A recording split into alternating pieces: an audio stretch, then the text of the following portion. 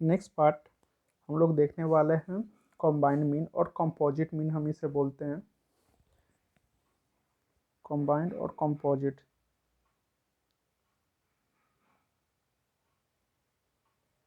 ये हमारा दो गिवन डाटा सेट के लिए है, जहाँ पे n हमारा और x बार हमारा मीन होता है फर्स्ट गिवन डाटा सेट के लिए, x2 बार हमारा सेकंड डाटा सेट के लिए, और n1 n2 हमारा number of observation for first given data set, n2 number of observation for second given data set हम लोग यहाँ पे यूज करते हैं। फर्दर हमें अगर 3 भी दिया हो तो हम लोग उसे फाइंड आउट कर सकते हैं। लाइक हमारा अगर 3 डाटा सेट दिया हो तो कैसे यूज करेंगे, n1 plus x1 bar plus n2 into x2 bar plus n3 into x3 bar whole divided by n1 plus n2 plus n3। ये फार्मूला यूज करके हम लोग कंपोजिट मीन कैलकुलेट कर सकते हैं। इससे रिलेटेड सम हमारे पास दे सकता है कि एक कंपनी में काम करने वाले एम्प्लॉयज़ का जो मीन है वो दिया गया है। इसमें नंबर ऑफ़ एम्प्लॉयज़ यानी कि मेल्स एंड फीमेल्स है।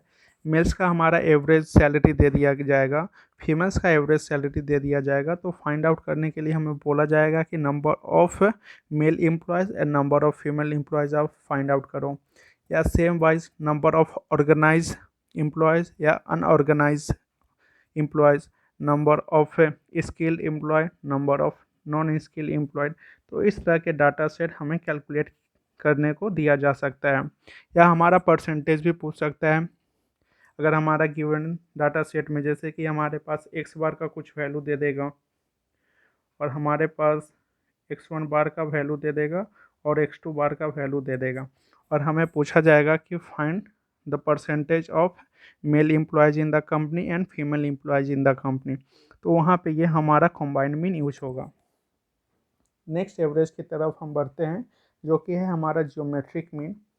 जियोमेट्रिक मीन हमारा कब यूज होता है, जब हमारे पास परसेंटेज और रेट्स हमारे पास दिया हो, वहाँ पे हम लोग यूज करते हैं जियोमेट्रिक मीन कैलकुलेशन के लिए। तो जियोमेट्रिक मीन यानी कि जीएम, नंबर ऑफ ऑब्जर्वेशन को हम लोग मल्टीप्लाई कर देंगे अप टू n, और उसके पावर में हमने 1/n ले लिया है। या इसे हम लोग अंडर रूट में भी इंडिकेट कर सकते हैं, under root of x1 into x2 into x3 up to xn। इसका रूट हम लोग ऐसे कैलकुलेट कर सकते हैं। हार्मोनिक मीन, हार्मोनिक मीन होता है n by summation of 1/x, यानी कि अगर हमारे पास यहाँ पे कोई भी फिक्स कमोडिटी का प्राइस दिया हो, वो प्राइस फिक्स हो सकता है या डिफरेंट हो सकता है, हम उसे परचेज करते हैं विथ इक्वल प्राइसेस भी कर सकते हैं। यानी कि अगर हमारा वो प्राइसेस चेंज ना हो तो हमारा प्राइस इक्वल होगा। लाइक कि हमारा पोटैटोज़ हम लोग कहीं भी ले मार्केट में तो हमारा दाम एक होता है, लेकिन अगर वही प्राइस हमारा जैसे कि वेजिटेबल्स में हम लोग और कुछ दूसरा ले सकते हैं, जैसे कि मार्केट में अगर हमें ब्रिंजल ख़रीदना हो तो एक मार्केट में जो उसका दाम है मे बी 30 पर केजी हो सकता है, दूसरे मार्केट में 40 पर केजी हो सकता है। लेकिन हमारा ओनियन हो या पोटैटो हो, इसका प्राइस ज़्यादा फ्लक्चुएट नहीं करेगा। तो उस तरह के केस में हम लोग हार्मोनिक मीन यूज कर सकते हैं। बेस्ट एग्जांपल है इसके लिए शेयर्स। जब हम लोग शेयर्स पर यूनिट कैलकुलेट करते हैं या उसे हम लोग परचेज करते हैं तो वहाँ पे हार्मोनिक मीन यूज किया जाता है। और साथ ही साथ हमें एवरेज स्पीड भी कैलकुलेट करने में ये हमारा हेल्प करता है।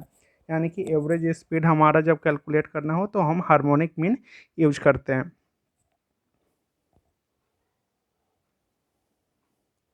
अगर हमारा दो वैल्यू दिया गया है, यानी कि एच का और हमारा जीएम दिया हो, तो उससे हम लोग क्या कर सकते हैं, आइदर एचएम कैलकुलेट कर सकते हैं, एएम कैलकुलेट कर सकते हैं और जीएम कैलकुलेट कर सकते हैं।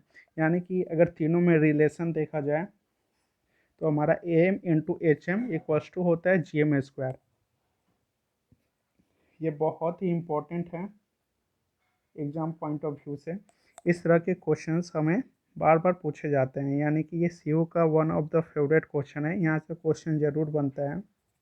हमारे पास दो डाटा सेट दे दिया जाता है, लाइक ए प्लस बी का वैल्यू दे दिया जाता है और ए बी का वैल्यू दे दिया जाता है, और उसके बाद हमें कैलकुलेट करने के लिए बोला जाता है फाइंड द ऑब्जर्वेशन, यानी कि ए और बी का पार्टिकुलर वैल्यू आप फाइंड आउट करो। तो वहाँ पे हम लोग इसको यूज करेंगे।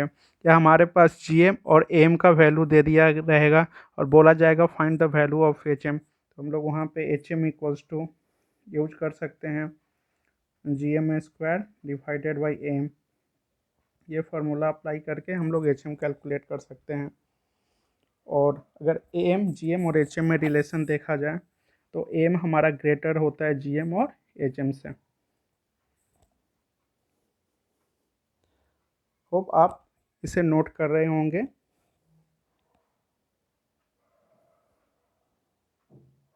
या आप इसका स्क्रीनशॉट भी ले सकते हो। नेक्स्ट है हमारे पास क्वार्टाइल्स। अगर सिंपल सीरीज है, there are n values of a variable x arranged in ascending order of magnitude. हम उस वैल्यू को क्या करेंगे, असेंडिंग या डिसेंडिंग भी हम लोग कर सकते हैं। असेंडिंग और डिसेंडिंग ऑर्डर में हम उसे अरेंज कर लेंगे। उसके बाद अगर हमें लोअर क्वार्टाइल पूछा है तो n+1/4 पोजीशन पे हमारा लोअर क्वार्टाइल आ जाएगा।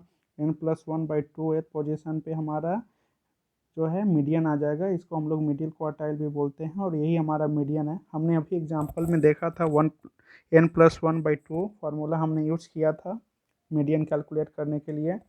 और उसी को अगर हम लोग 3 से मल्टीप्लाई कर दें 3n+1/4 तो ये हमारा अपर क्वार्टाइल हो जाता है। क्वार्टाइल 4 हमें कैलकुलेट करने का होता नहीं क्योंकि वो हमारा जो है सिंपल नंबर होता है, यानी कि Q4। उसे हम लोग डायरेक्ट फाइंड आउट कर सकते हैं। अगर हमारे पास ग्रुप फ्रीक्वेंसी दिया गया हो तो वहाँ पर भी हम लोग क्वार्टाइल यूज कर सकते हैं। एक्चुअली जो क्वार्टाइल्स होता है ये क्वार्टाइल्स, डेसाइल्स एंड परसेंटाइल्स,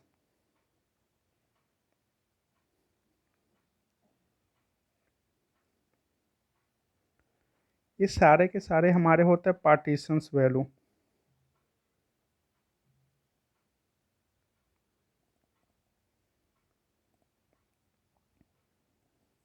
यानी कि क्वार्टाइल्स मतलब होता है 4, लेकिन इसको हम लोग स्टार्ट करते हैं 1 से और एंड करते हैं 3 से, 1 2 3।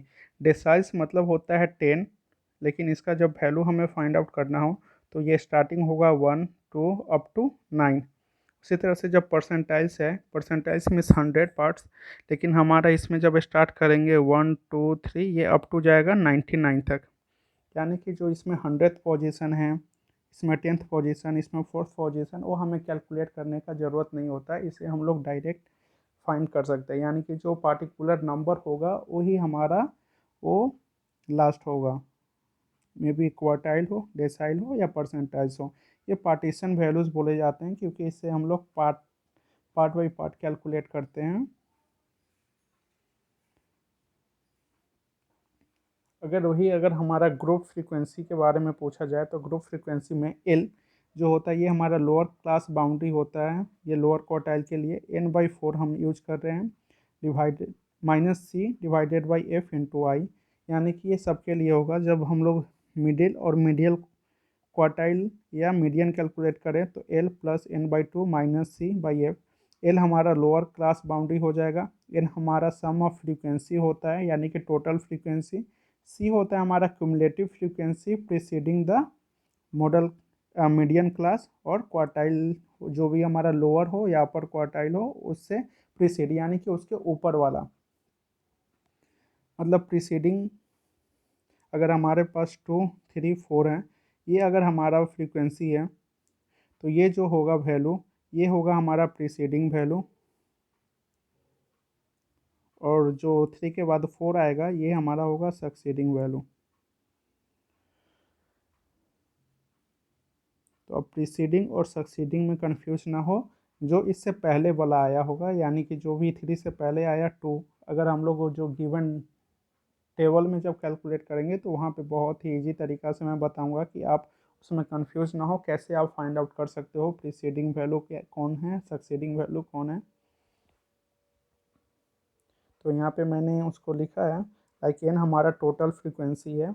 इसको हम लोग समेशन ऑफ एफ भी यूज करते हैं। एल हमारा लोअर क्लास बाउंड्री होता है, ये क्वार्टाइल 1, 2 और 3 के लिए है। C cumulative frequency of preceding class containing Q1, Q2 और Q3। एफ हमारा है frequency of class containing Q1, Q2 और Q3। आई हमारा होता है width of the class containing Q1, Q2 और Q3, या हम इसे SCF भी बोलते हैं, SCF of the class interval और क्लास मार्क, या इसे हम लोग क्लास बाउंड्री भी बोल सकते हैं। अब इसे नोट डाउन कर ले, ताकि जब हम लोग क्वेश्चंस प्रैक्टिकल क्वेश्चन सॉल्व करेंगे वहाँ पे आपको ये हेल्प करेगी।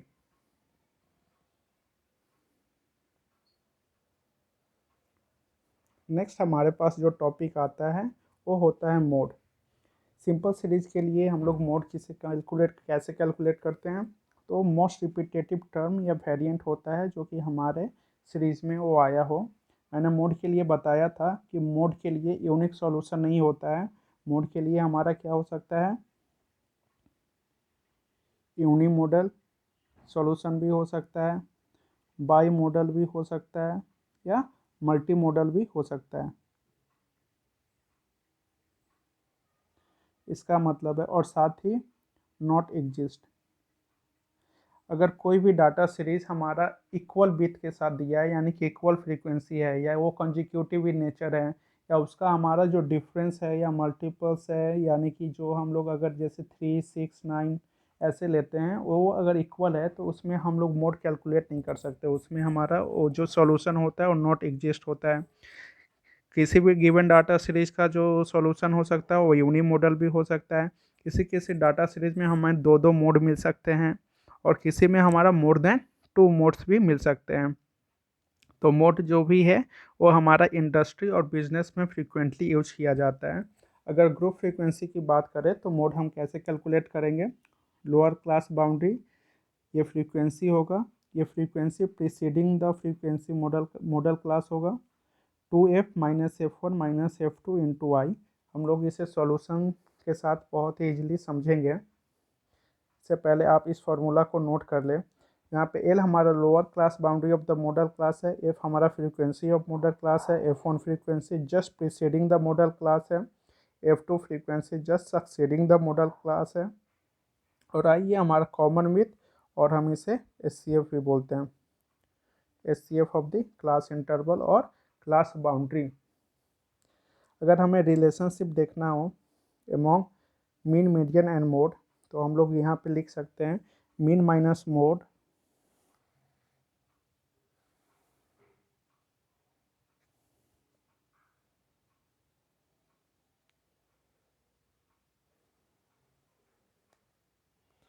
Equals to 3 mean minus median. ये हमारा इम्पेरिकल रूल माना जाता है। अगर हमारे पास सिमेट्रिक डिस्ट्रीब्यूशन दिया गया है तो हम तो इक्वली जानते हैं कि mean equals to median equals to mode हो जाएगा। लेकिन अगर एसिमेट्रिकल डाटा हमारे पास दिया हो, यानी कि फ्रीक्वेंसी डिस्ट्रीब्यूशन में वो सारे डिफरेंट हो, तो वहाँ पे हम लोग ये फार्मूला यूज करते हैं। ये कार्ल पियर्सन के द्वारा दिया गया था, यानी कि जो प्रोफेसर कार्ल पियर्सन थे, इन्होंने हमें मॉडरेटली स्क्यूड और नॉन स्क्यूड डाटा के लिए, सिमेट्रिक नॉन सिमेट्रिक डाटा के लिए वहाँ पे यूज करने के लिए उन्होंने ये फार्मूला ड्राइव किया था, डिड्यूस किया था। इसका यूज और कहाँ होता है, जब हमारे पास दो डाटा दिया गया हो, जैसे कि हमारे पास मीन और मीडियन का वैल्यू दे दिया हो और मोड फाइंड आउट करने के लिए दिया गया हो, तो हम वहाँ पे मोड यूज कर सकते हैं। या हमारा जब क्लास बाउंड्री अनइक्वल हो या ओपन एंडेड क्लासेस हो, वहाँ पे भी मोड का जब कैलकुलेशन हो हम इसके थ्रू यूज कर सकते हैं, क्योंकि ओपन एंडेड क्लासेस में हम लोग डायरेक्टली मोड का कैलकुलेशन नहीं कर सकते। वहाँ पे हम लोग मीन और मीडियन कैलकुलेट कर लेंगे और मोड उसके हेल्प से फाइंड आउट करते हैं। तो मोड का अगर डायरेक्ट हम लोग यूज कर सके तो मोड को हम लोग कैलकुलेट कर सकते हैं 3 मीडियन माइनस 2 मीन, और अगर मीन कैलकुलेट करना हो तो 3 मीडियन माइनस मोड बाई 2। अगर हमारे पास ओपन एंडेड क्लास दिया हो, यानी कि डिस्क्रीट नॉन डिस्क्रीट सीरीज जब हम करेंगे वहाँ पे हम देखेंगे कि इसका यूज कैसे होगा। आप सारे फार्मूला को नोट डाउन कर लें और अपने पास रखें, क्योंकि जब हम क्वेश्चन सीरीज पे जाएंगे तो हम इससे रिलेटेड क्वेश्चंस सॉल्व करेंगे। या आप इसका स्क्रीनशॉट भी ले सकते हो। ये हमारा इंपेरिकल रूल भी कहा जाता है।